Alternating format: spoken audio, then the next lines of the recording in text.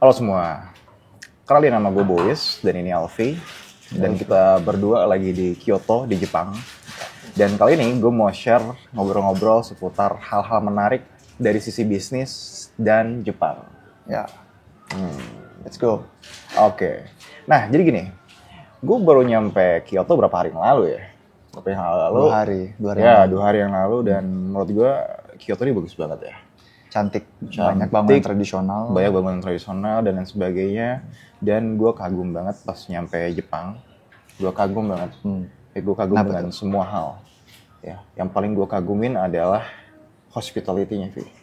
Bener banget, gue setuju. Ya, karena keramah tamahannya. Orang Jepang tuh ramahnya minta ampun. Ramah banget. Ya, ternyata, Vi, kalau gue lihat dari sisi bisnis ya, keramah tamahan itu penting banget. Kenapa tuh? Ya karena dia bisa ningkatin NPS, kepuasan pelanggan. Ya, pelanggan kalau puas dengan apa yang kita jual, dia potensi untuk beli lagi besar banget. Dan potensi untuk ngajak orang lain besar banget. Setuju sih. Soalnya dari pengalaman sendiri ya, kayak selama di sini tuh, ketika kita ke restoran Jepang lah misalnya, pas kita masuk aja tuh udah di welcome gitu. Semua pegawainya bilang, oh welcome. Apa bahasa Jepangnya, Bu? Irashimasu. Ya. Nah, dia gitu kayak ngerasa disambut lah. Right. Pas udah habis bilang arigato, kayak semuanya dibilang bilang kayak gitu kayak wah. Ya bahkan kayak bukan cuma di restoran ya, kayak di semua tempat, men. Kayak di minimarket, Family Mart, 7-Eleven, kereta. Lu bayangin penjaga kereta, cuy, penjaga tiket kereta bilang, ya ampun, gue tinggal ngetap doang. Ngetap kereta, dia bilang arigato. Dan pas lagi banyak tuh ya, kalau banyak orang mau ngetap tuh, arigato, orang ngetap arigato. Dan sebagian orang anggapnya kayak sepele gitu ya, kayak underestimate hal-hal kayak gitu. Padahal dari sisi bisnis, dari sisi pengalaman, wah gila. Gue ngerasa kayak dihargain banget. Dan gue bahkan ya, abis dari Family Mart tuh, abis beli barang, terus dia bilang arigato, ramah banget ya. Gue pas keluar tuh pengen masuk lagi. Pengen beli lagi. Karena enak ya? Karena enak, di treatnya bagus banget ya. Di treatnya ramah banget dan sebagainya. Nah itu sih menurut gue pelajaran yang penting ya. Walaupun itu cuma mungkin SOP doang ya? Iya, walaupun itu kesannya cuma SOP, basa-basi, tapi sebenarnya itu memberikan dampak yang signifikan. Ya, impactful dari sisi bisnis. Nah, kalau gue ngeliat ya, dari sisi bisnis itu, lo kalau mau mulai bisnis, lo harus perhatiin semua hal. Ya, kan gue udah baru, berapa sih, gue baru 6-7 tahun lah running bisnis ya. Gue kalau lo belum tahu, lama itu sebenarnya. Ya, kalau lo belum tahu, gue sempat di travel, di marketplace, dan di edtech, education technology. Jadi gue sedikit ngerti lah tentang bisnis, gimana customer itu biar beli lagi, gimana customer suka sama produk kita, dari hulu sampai hilir, hilirisasi, dari hulu sampai hilir, itu harus bagus. Bener banget. Ya sih, kayak lu ke Jepang kan, baru masuk udah dibilang arigato. Iya. Ya, keluar arigato lagi. Benar. Dan semuanya bagus-bagus, maksudnya kayak rapi ya. Rapi, tertata, bersih, dan enak banget lah. Efisien. Ya. Dan antriannya, Bo, kayak di minimarket tuh kayak tertata banget, lu inget gak? Benar, gue inget banget. Kayak emang udah dikasih jalur-jalur, ini lu ngantri di sini nih. Dan itu efisien cara lainnya itu. Iya, jadi lu kayak agak sulit ya ngeliat orang yang nggak ngantri. Karena lu bayangin yang si Alfi bilang ya, minimarket nih, satu jalur, dikasih antrian kanan, tengah, kiri. Dan itu udah rapi banget. Ini gila sih, Jepang ini keren banget. Dan hal yang gue suka juga dari Jepang, itu IoT-nya, Internet of Things-nya. Jadi segala sesuatu tuh udah teknologi banget. Interconnected ya. Tahu nggak yang paling gue seneng apa? Apa? Toiletnya. Benar. Itu toiletnya anget ya, duduk. Benar. Dan canggih. Gua kira toilet bagus itu cuma di pesawat di Jepang aja. Karena gue naik ANA, gue kira di Jepang doang di pesawat kan. Ternyata cuy, toilet bagus itu di semua tempat. Sampai gue cari ke rumah makan sederhana, itu toiletnya bagus ya. Bukan rumah makan Padang ya, sederhana Padang. Rumah makan yang tradisional, lebih sederhana. Itu bagus banget, men. Toiletnya di kereta api, di di tempat publik, di mana-mana toiletnya bagus dan udah modern. Ya. Itu bersih tuh kenapa tuh ya kira-kira? Apakah karena orang-orangnya semua merasa memiliki dan harus menjaga kebersihan, punya kesadaran masing-masing, atau emang rutin dibersihin? Iya. Gimana tuh? Kalau gue lihat ya, Vi ya. Kalau gue lihat ya, di Jepang itu segala sesuatu bersih. Memang ada regulasi ya, ya pemerintahnya pasti. Juga pasti ya. Tapi di sisi lain, masyarakatnya udah punya budaya, udah punya kesadaran, udah punya kultur. Jadi gimana masyarakat itu udah aware gitu. Lu habis makan, lu bakal bersihin sendiri. Lu akan taruh di tempatnya. Lu naruh sampah, susah kita dapetin tempat sampah. Lu taruh di kantong lu, nanti cari tempat sampah ketika lu ketemu. Iya, dan ini bener banget. Kayak di Jepang tuh susah banget tempat sampah. Kita mesti cari minimarket gitu ya. Betul. Minimarket dan memang bener harus dikantongin dulu.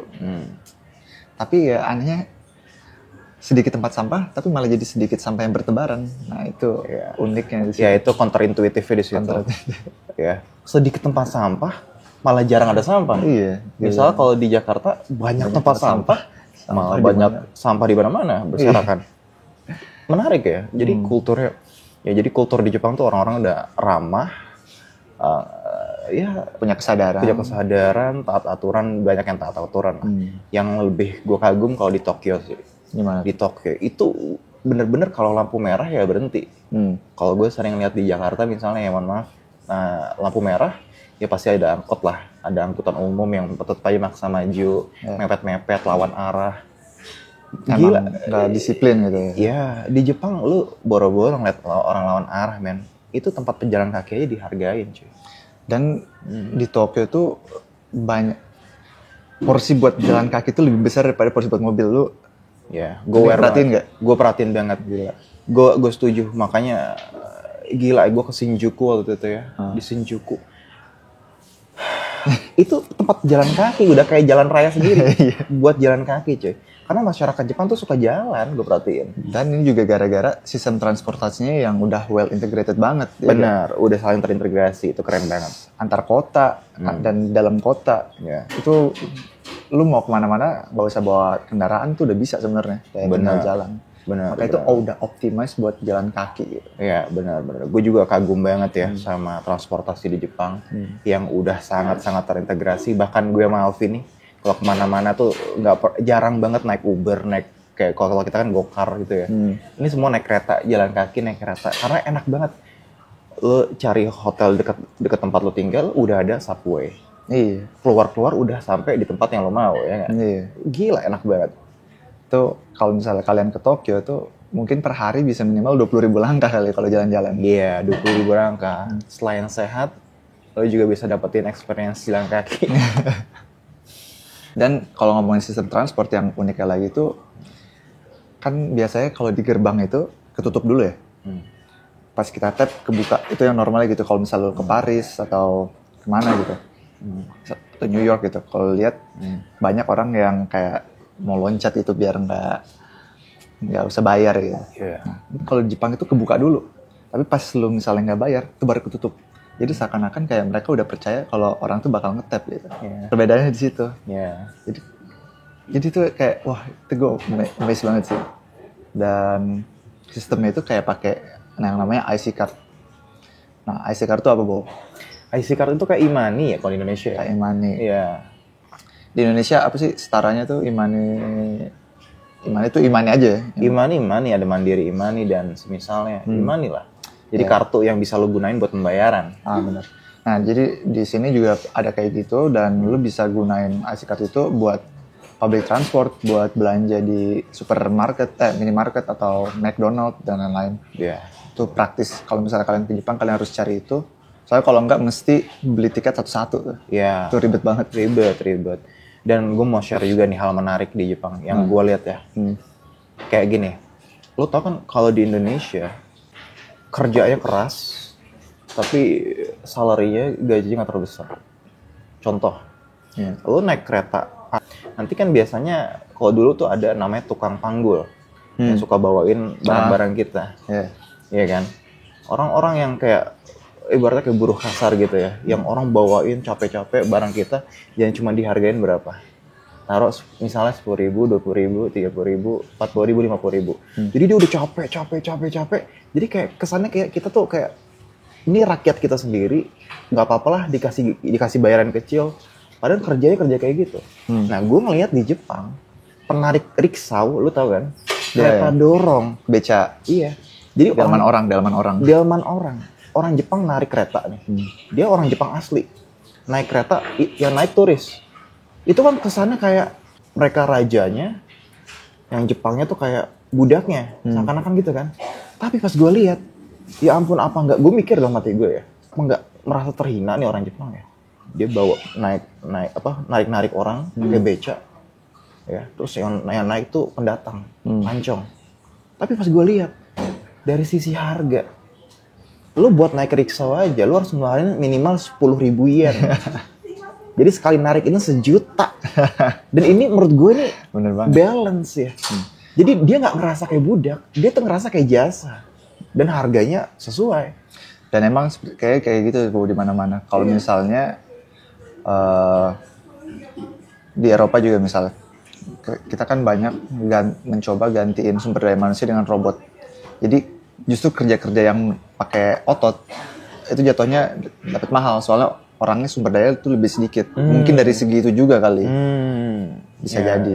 Iya. Soalnya ya kalau misalnya gue pengalaman di Norway kayak tukang ledeng, tukang electrician, kuli bangunan itu mahal banget kalau merenovasi. Makanya nggak jarang kalau lu punya rumah sendiri itu ya lu bisa sendiri yang renovasi. Karena biaya mahal. Biaya mahal banget gitu. Jadi mungkin salah satu faktor ya kesenjangan. Iya, maksud gue kayak gue sayang banget ya di Indonesia ya.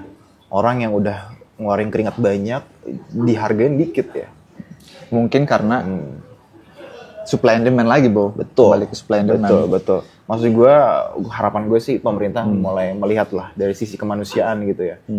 Gimana, maksud gue kalau ada pelancong dari luar negeri yang bagaimana terus ya gitulah. Ya udah. Ya gue berharap Indonesia lebih dimanusiakan lah. Lebih mulia gitu ya, harapan gue gitu. Amin. Ya, kita doakan. Subscriber lu bilang apa? Nanya cara mulai bisnis. Oh iya, banyak juga teman-teman yang follow channel gue dan dia nanya-nanya ya tentang bisnis, cara mulai bisnis, kemudian kalau bisnis ini tepat atau enggak, terus gimana cara nemuin masalah. Nah, gue mulai mungkin dari gini aja deh. Kan nomor 1, lu kalau mau mulai bisnis pasti harus ada suatu hal kan. Ide. Nah, lu untuk tahu ide itu bagus atau enggak, lu konsepnya jangan pernah mulai dari solusi. Mulai dari masalah. Karena gini, lu nganggep kayak ya udahlah ya nih gue nyediain solusi nih. Ternyata orang-orang nggak pada make karena nggak ada masalah di situ. Masalah itu nggak terlalu berat gitu. Maksudnya kayak orang nggak nganggap itu masalah gitu. Benar. Karena semakin berat masalahnya, semakin besar juga peluangnya. Kayak gini deh, lu ngerasain kesukaran dalam hidup lo, ada dalam keseharian lo. Misalnya lu ngerasain kemacetan ya di Jakarta nih. Misalnya di Jakarta lu ngerasain macet nih. Untuk menempuh jarak 10 km aja lu harus nahan sejam 2 jam. Padahal kalau nggak macet itu cuma 15 menit, 20 menit. Iya. Cepet banget kan? Itu masalah besar tuh berarti. Iya, macet. Dan gue kalau naik kendaraan di Jakarta, gue rela tuh bayar lebih supaya nggak terjebak kemacetan atau bisa mengurangi waktu gue di jalan dengan cara misalnya gue lewat tol. Benar. Kayak gitu. Jadi ada hal yang gue rela ngeluarin duit supaya masalah itu nggak ada lah atau mengurangi masalah itu. Benar. Jadi ya intinya cari permasalahan dulu pertama. Nah, tapi tips gimana cara kita bisa mencari masalah, Bro? Gimana kita bisa menemukan masalah yang tepat? Ya, pertama lu mulai dari hipotesis mungkin boleh. Boleh berasumsi dulu. Ya, lu boleh berasumsi mulai dari hipotesis atau personal connection. Ya, mulai dari mungkin lu ngerasain masalah ini dalam diri lo, keseharian lo. Gitu kan? Ya, gue kasih contoh kayak Nadim lah, dia ke Jakarta kan ngerasa macet walaupun dia punya supir pribadi, dia cerita kan mau ke kantor, mau kemana, naik mobil tuh pasti kejebak macet. Akhirnya dia pakai tukang ojek langganan ya, ojek pangkalannya. Karena udah sering, si Nadim mulai mikir gimana nih ojek ini bisa di-empowering lah, bisa empowering ojek-ojek ini kan. Akhirnya dia mulai dari layanan customer care dulu, call center untuk manggil ojek. udah oke, akhirnya dia berlaur dari masalah pribadinya si Nadiem. Akhirnya muncullah Gojek. Itu keren sih. Jadi sering-sering memikirkan permasalahan dalam hidup lu dan mikirin gimana kira-kira solusi yang bisa ngebantu memecahkan masalah tersebut. Benar banget, benar. Iya, menurut gue kalau lu punya masalah dan lu ngerasa ini masalah dan lu ngerasa lu adalah orang yang tepat untuk menyelesaikan masalah itu, why not? Kenapa enggak? Lu bisa coba itu ya. Dan mungkin lu ngerasa kayak masalah yang lu punya itu cuma lu doang yang ngalamin. Tapi sebenarnya enggak, men. Banyak juga orang-orang yang mungkin punya masalah yang lu alamin. Tuh. Karena ya orang tuh banyak. Benar. Dan di setiap tempat masalahnya beda-beda. Ya, kayak misalnya nggak mungkin sama ya. Ya misalnya masalah di Eropa, di Amerika dengan masalah di Indonesia kadang-kadang beda juga. Kulturnya beda, masalahnya beda. Bener banget gitu. Di Jepang nih, gue ngeliat kayak orang suka bagi-bagiin tisu. Pernah lihat gak lo? Gue belum. Oke. Jadi kalau di Jepang ini kayak kalau lu perhatiin tuh nggak ada yang pas lu cuci tangan nih di tempat umum jarang ada tisu. Iya. Jadi banyak orang tuh bawa tisu sendiri. Atau bawa. Nah ini orang yang bagi-bagiin itu tisu, ternyata di tisunya tuh ada advertisement. Itu kayak wah itu benar-benar dari masalah. Orang nggak suka bawa tisu gitu kan ya. Terus lu bagiin tisu, ada advertisementnya. Itu kan salah satu contoh tuh. Betul. Keren berarti ya. Jadi orang-orang mau nggak mau bakal ngeliat iklan itu. Iya. Tapi ya dipakai juga. Jadi kayak nggak cuman lu kasih pamflet, jadi dia buang. Tapi ini tisu ya udah lu simpen karena bakal lu pakai. Betul. Itu wah itu kreatif sih, kreatif dan keren. Dan mungkin ada yang nanya juga gimana cara gue validasi ide gue. Nah ya, gimana tuh? Ya, gimana cara gue tahu apa yang gue anggap masalah ini benar-benar masalah dan akan menjadi bisnis yang sesuai. Ya kalau gue lihat ya, cara validasi kan banyak ya. Tapi yang paling penting adalah ngelihat dari datanya. Maksudnya ngelihat data tuh lo ngelihat hal yang berdasarkan fakta. Jadi lo tahu nih, ini benar-benar dibutuhin atau enggak. Misalnya lo ngomong sama calon pembelinya atau lo lihat kan lu pertama kali lu tentuin dulu target marketnya. Iya itu paling penting. Iya. Jadi ketika lu udah tahu target market, lu bisa tahu cari kemana tuh orangnya. Iya. Age groupnya dari age groupnya. Benar. Psikologis. Benar. Kira-kira mereka nemuin masalah itu di mana. Benar. Ketika udah jelas, lu bisa cari tuh target market tersebut dan ya udah lu tanya gitu ya. Iya. Cara lu dapet data gimana? Kasih angket atau gimana? Interview. Cara gue dapet data, gue bisa lihat pertama dari, misalnya gue buat website, dari traffic websitenya itu. Berapa banyak sih orang yang ngunjungin website gue, berapa banyak orang yang balik lagi ngunjungin website gue, retention rate-nya. Dari situ gue udah bisa ngeliat dari faktanya, oh ternyata orang yang butuh tentang hal yang ada di website gue tuh banyak ya. Karena trafficnya datangnya genceng. Orang-orang pada datangin website, terus dia balik lagi. Besok ngunjungin lagi. Kan ada persentasenya, lo bisa ngeliat berapa persen. Kalau ternyata nilainya kecil, wah jangan-jangan nggak ada masalah nih. Jangan-jangan ya. Nah, bukan berarti lo terus nyerah kan. Bisa jadi di sisi itu nggak ketemu. Dan lo bisa lihat ternyata di sudut yang lain. Kan lo makanya experimenting ya, pivoting dan sebagainya. Selalu beriterasi. Terus. Mungkin term yang bisa kalian cari itu namanya design thinking. Benar. Kalau misalnya kalian mungkin tertarik sama UX design atau itu design thinking itu pertama berasumsi, terus validasi, buat solusi, validasi, bisa ulang terus. Kurang lebih kayak gitu, cuman kalian cek aja. Salah satu cara berpikir, mencari solusi dan mencari masalah. Ya, benar banget. Benar.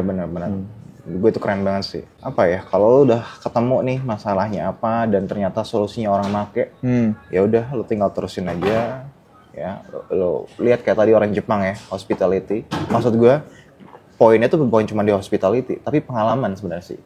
Pengalaman pengguna. Jadi dari awal si pembeli itu pengen beli barang lo atau jasa lo, dia udah ngerasain nyaman.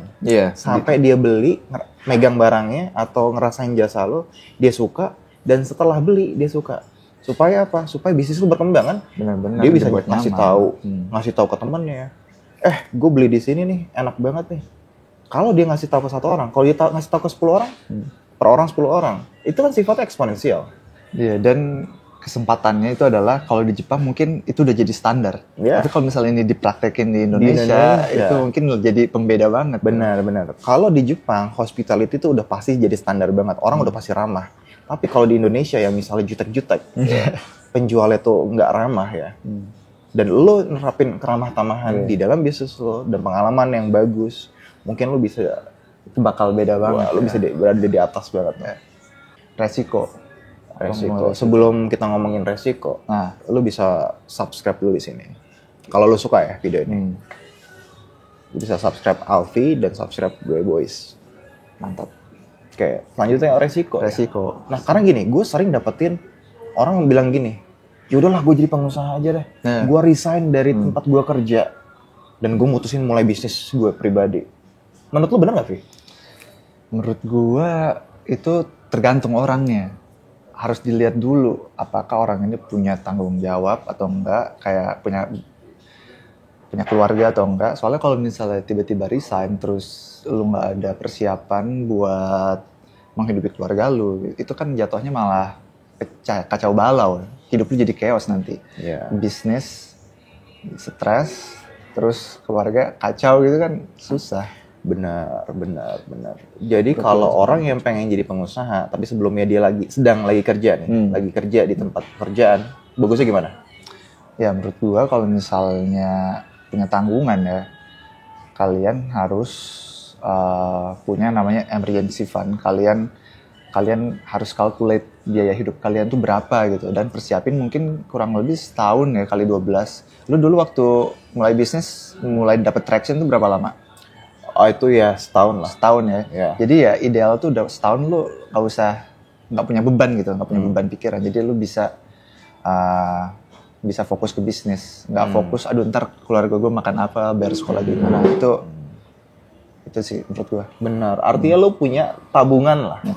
Ya lu punya tabungan yang untuk 1 tahun. Untuk 1 tahun. Yang kalau lu kalkulasi kayak kira duit gue ini untuk 1 tahun ini cukup lah ya. Buat gue atau misalnya lu punya tanggungan keluarga lo ini cukup dan lu bisa mulai bisnis. Iya. Jangan berarti dan ini menurut gue agak salah juga nih kalau ternyata orang ini pengen resign di tempat dia kerja tapi ternyata bisnisnya belum proven gitu, belum terbukti. Belum tervalidasi. Atau mungkin bisa kayak gitu kita punya tabungan kali 12 ya. Atau bisa juga part time, jadi ngerjain bisnisnya part time. Jadi validasi dulu gitu. Iya, benar banget. Ya ngomong-ngomong part time, gue jadi kayak ingat ke Airbnb ya, CTO-nya. Kan dulu kan si Brian itu kan dia nggak langsung tiba-tiba nge-hire software engineer yang keren dengan biaya mahal, enggak. Part time dulu. Pelan-pelan lah. Menurut gue kita nggak bisa langsung tiba-tiba keren. Pelan-pelan. Mungkin biasa-biasa dulu aja. Tapi kan ada datanya kan. Lu validasi udah oke belum? Kalau lu rasa udah oke, semua datanya udah mendukung, lu bisa resign. Dan lu fokus di bisnis lu. Tapi kalau ternyata semuanya belum, dan bisnis lu belum proven dan masih dalam hipotesis, ya lu santai dulu. Lu pastiin bisnis lu udah oke dulu. Baru lu resign. Dan itu juga tergantung umur juga ya, Boy ya. Tergantung umur juga. Dan lu dulu mulai bisnis pas muda banget, habis lulus SMA lu bisnis. Gimana tuh? Jadi kan kalau muda mungkin nggak ada tanggungan ya. Bener. Pengalaman lu gimana, share lah? Bener. Nah ini gue mau ngasih tahu teman-teman yang masih muda juga ya. Jadi gue mulai bisnis dari umur 21 tahun. Ya, dari umur 21 tahun. Walaupun sebenarnya gue tuh dari kecil udah suka jualan. Gue dari kecil udah suka jualan. Dulu waktu SMP gue jualan pin. Pin. Gue beli di pasar sama nyokap gue. Beli pin harganya mungkin beli banyak. Satu pin mungkin harga 500 perak. Atau 200 perak. Terus jual berapa tuh? Gue jual 3.000, 5.000. Wih gila. Berapa ratus %? Udah gila gak tuh? Dan laku aja. Karena gue orangnya bacotan. Ya, gue bacotan, gue jual. Nih pin bagus nih. Keren. Gue bawain tempat yang keren lah. Orang-orang pada seneng kan pinnya. Ya cuan banyak. Dan waktu gue di SMA tuh, gue sama Alfi satu SMA ya, satu tempat sekolah, boarding school. Gue jualan beng-beng. Oh iya. Di kamar ya. Di kamar. Lu bayangin ya, gue ngeliat kayak orang-orang di kamar tuh kayak bosen, kayak pengen nyemil. Iya, gue sempet ngikutin juga tuh. Iya. Jadi kayak banyak ya. Itu lu duluan tuh. Iya, jadi gue waktu itu jadi ini ya, pelopor buat jualan beng-beng di SMA. Jadi gue mulai dari hal-hal kecil dulu ya, nggak langsung besar. Gue hal kecil dulu, nyobalah jualan hal-hal kecil dulu, coba kecil dulu. Lama-lama pas lu udah terbiasa ngejual, ya udah biasa jualan, ya udah lu coba yang lebih besar lagi. Itu paling penting sih, biasain jualan. Soalnya gue sendiri pernah ngalamin yang namanya malu jualan. Kayak lu malu nawarin jasa atau barang lu itu salah satu hal tersulit mungkin. Karena orang mungkin takut ditolak gitu. Jadi kayak gimana sih kalau misalnya lu tiba-tiba di jalan nih ditawarin, lu beli ini, pasti kayak iya sih. Kayak pasti ada perasaan gitu. Tapi setelah gimana ya, pengalaman tahun-tahun tuh kita tuh harus jualan mau nggak mau. Bahkan ngelamar kerja itu adalah jualan CV lu ya kan? Benar. Pitching. Benar. Jadi itu salah satu skill terpenting tuh. Penting. Komunikasi. Berani jualan. Dan komunikasi lo harus bagus. Karena gue lihat semua founder-founder dari perusahaan-perusahaan besar ya, Bill Gates, Apple, dan Steve Jobs dan lain sebagainya, itu pasti mereka jago jualan. Jago ngemeng, jualan mimpi. Iya, jago ngemeng, jualan ide, jualan mimpi. Lo harus punya kemampuan untuk meyakinkan. Lo harus punya kemampuan meyakinkan kalau hal yang lo lagi usahakan ini bagus.